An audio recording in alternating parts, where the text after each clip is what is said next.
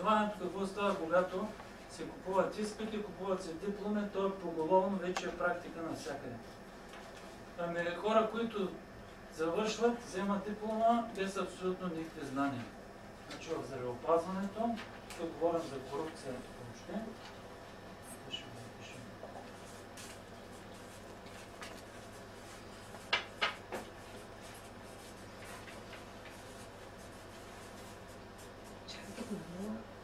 Ами толкова е, защото тия, които бяха академи, вече са на по 100 години.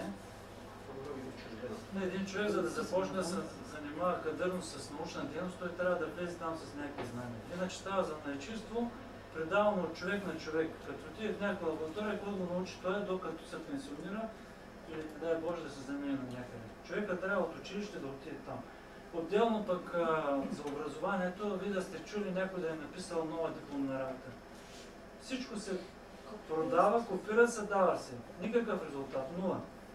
Нещата са от 10 години, значи ако се преписват, резултатите на знанията на тия хора са от преди 10 години. Света се развива, има проблеми пред всички, които науката трябва да ги реши. Няма кой друг да ги реши. Значи образованието, казахме науката, горе-долу, хайде приблизително да изложим преди.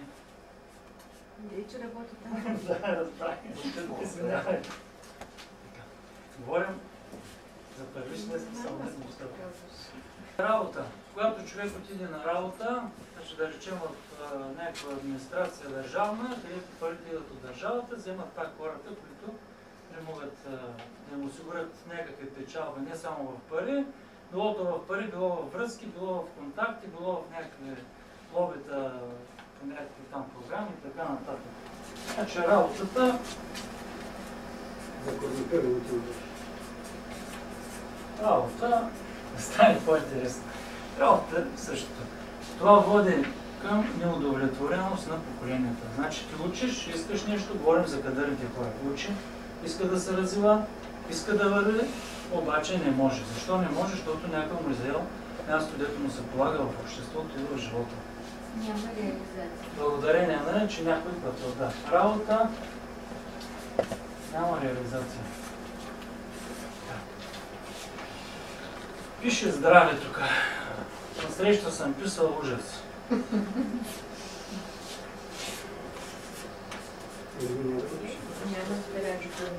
Здравеопазване. Характерни неща за здравеопазването. Лекарствата се внасят по някакъв начин. Подбират се по някакъв начин, кои лекарства се внасят, няма лекар сигурно. Може и да има, извинявам се, ако някой го обида, който да не взема нещо на ръка, когато преглежда. Сигурно има. Дай Боже и да има все повече. Но има и такива случаи, онкологично болни хора. Лично съм видял с очите си, отива в държавен кабинет, изпъжда човек оттам и го пращат в частния, за да може да си плати. Това са неща, които не трябва да се случват, не само защото не са морални, а просто вредят на всичко. Когато един човек види това, му се ощява да живее в България и заминава в чужбина, защото си мисля, че там е по-добре. Нали, там отива по-далеко от тия проблеми, може и там да са същите неща, но поне не му мърморят, защото не им знае езика, нали, в такава степен, че да му пълнят главата с тия глупости. Така, енергетиката стигнахме. Това са нещата, дето бяха написани там отдолу. Енергетика същото. Турцията има монопол, което значи високи цени.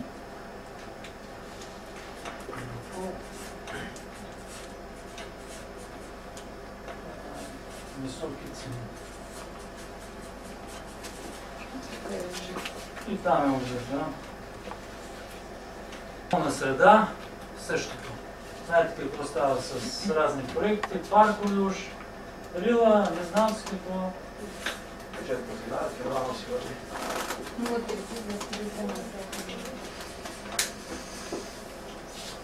Пълна среда, пишем в корупцията.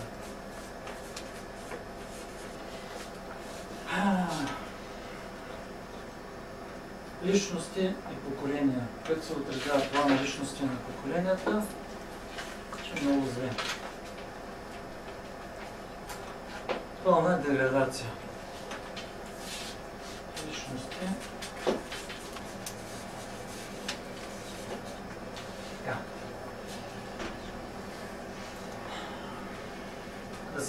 пак напред. Какво беше закона за явленията или теорията за явленията? Има предпоставки, има явления. Няма предпоставки, няма явления. Значи всичко това, ето е писано като негатив, ако се изчистят предпоставките, няма да се състои. Значи пишем предпоставки.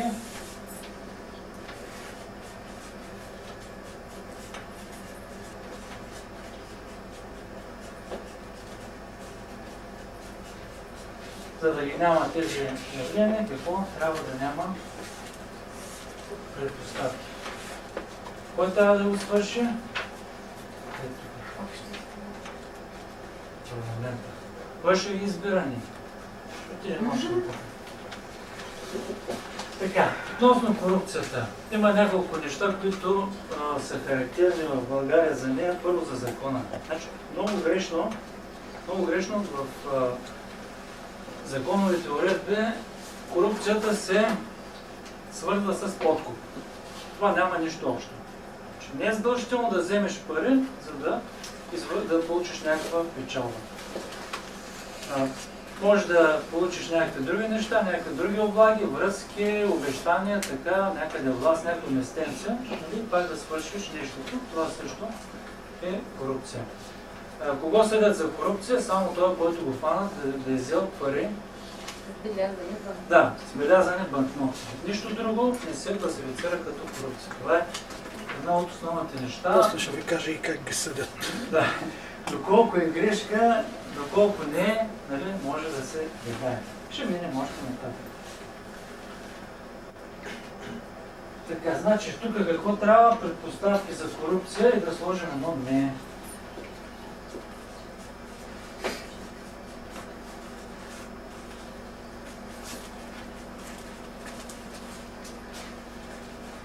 Корупция не. И го граждан с червено. Слагайки предпоставките за корупция, това всичкото нещо би трябвало да се поправи.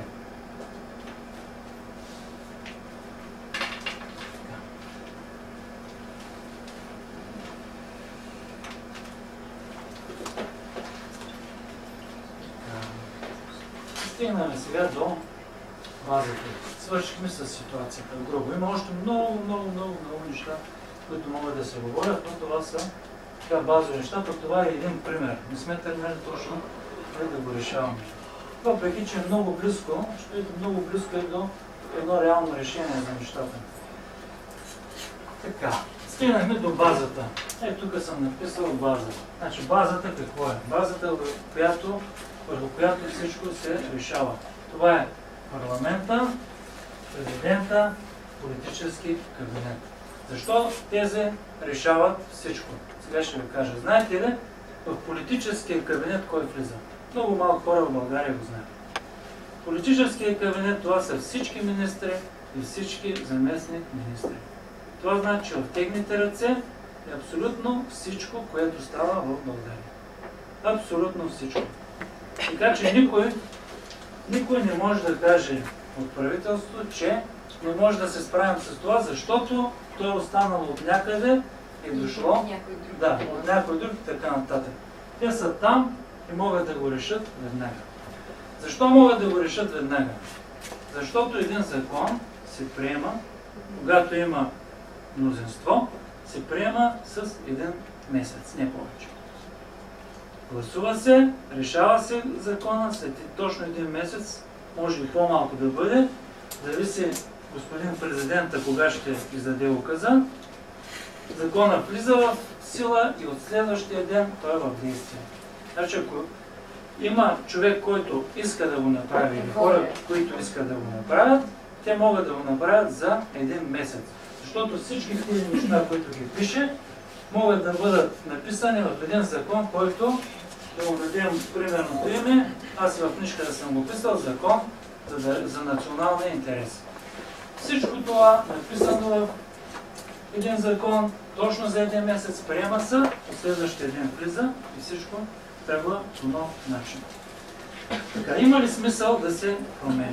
И за кого има смисъл да настъпва такава промяна? Ще ви кажа само едно нещо, дето го прескочих и тук.